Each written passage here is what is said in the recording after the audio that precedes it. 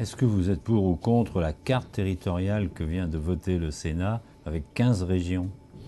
Je suis contre. Hein. Je suis contre parce qu'il n'y a aucune inspiration, il n'y a aucun fil directeur, il n'y a aucune structuration de ce débat. Qu'est-ce qu'une grande région dans la mondialisation? C'est une région qui répond à quelques critères, des critères de taille critique. Vous aviez proposé ça d'ailleurs. Voilà. Les travaux que j'ai faits pendant 2 ans. Vous voyez, que 8 pôles régionaux.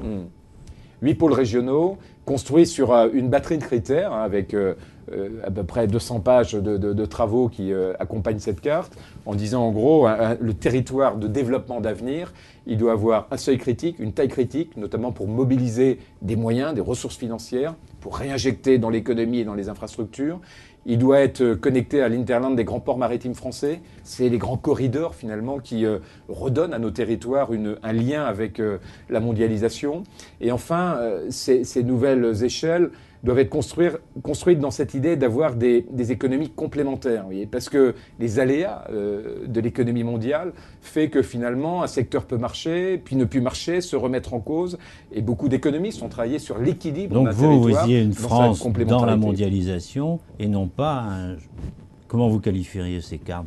C'est du charcutage, c'est du... Le problème de la carte de la réforme territoriale, c'est qu'on ne sait pas quel est l'objectif. L'objectif n'est pas de faire des économies, puisque c'est peanuts, les économies. On est parti à 17 milliards, on est à 2 milliards maintenant, et moi je suis convaincu que ça générera plutôt des coûts que des économies. Donc ce n'est pas un objectif d'économie. Ce n'est pas un objectif de remettre aussi nos territoires en capacité de développement, de croissance, parce que justement tous les critères qui présideraient à ce moment-là à une réforme, qui mettent nos territoires en situation de développement, de croissance, ne sont pas tenus. Donc je ne comprends pas le sens de cette réforme, et je vois à l'Assemblée comme au Sénat des calculs d'apothicaires, des calculs de barons qui finalement ajustent leur territoire par rapport à des perspectives politiques et non pas à des perspectives d'aménagement, de développement territorial.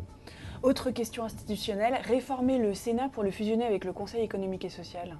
Et en faire une assemblée des territoires. C'est-à-dire que je suis convaincu que le bicamérisme moderne, c'est un bicamérisme où l'Assemblée travaille sur les grandes missions régaliennes avec une approche politique, et que le Sénat, ou que j'appelle l'Assemblée des territoires, dans une réforme constitutionnelle que je souhaiterais, devrait être l'émanation de la représentation des territoires, des régions, des métropoles et des grands acteurs territoriaux, comme c'est le cas dans beaucoup de pays du monde, et que chaque texte soit soumis à la fois à la lecture des acteurs des territoires, ceux qui vont mettre en développement ou en mouvement les textes, et ceux qui ont une approche politique. Et on aurait là un bicamérisme extrêmement complémentaire, alors que là on a un bicamérisme 2 fois politique, puisque les sénateurs ont une approche politique et pas une approche territoriale.